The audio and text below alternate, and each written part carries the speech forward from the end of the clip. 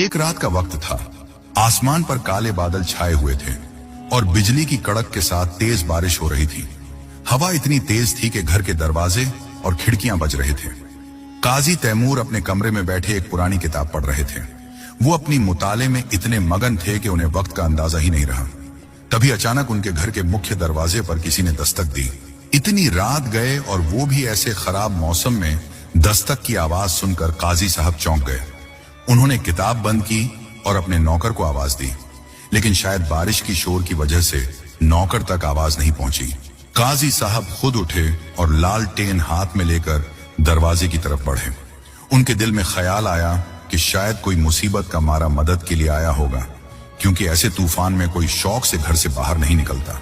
जैसे ही उन्होंने दरवाजा खोला, सामने एक साए को खड़ा पाया। अंधेरे और बारिश की वजह से साफ दिखाई नहीं दे रहा था, लेकिन वो कोई औरत थी जो पूरी तरह भीगी हुई थी और ठंड से कांप रही थी।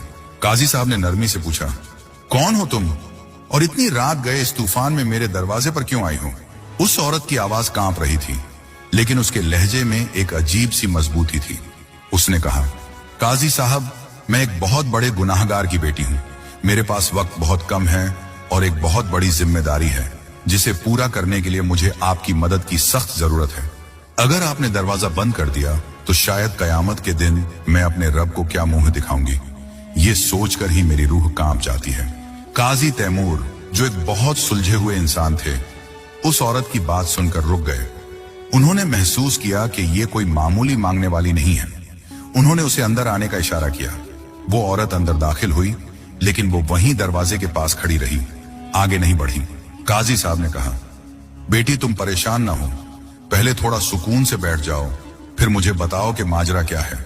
तुम किस गुनाहगार की बात कर रही हो? उस औरत ने सर झुकाए हुए जवाब दिया, काजी साहब, मेरा नाम जैनब है और मैं शहर के उस बदनाम चोर की बेटी हूँ जिसे लोग साया के नाम से जानते थे।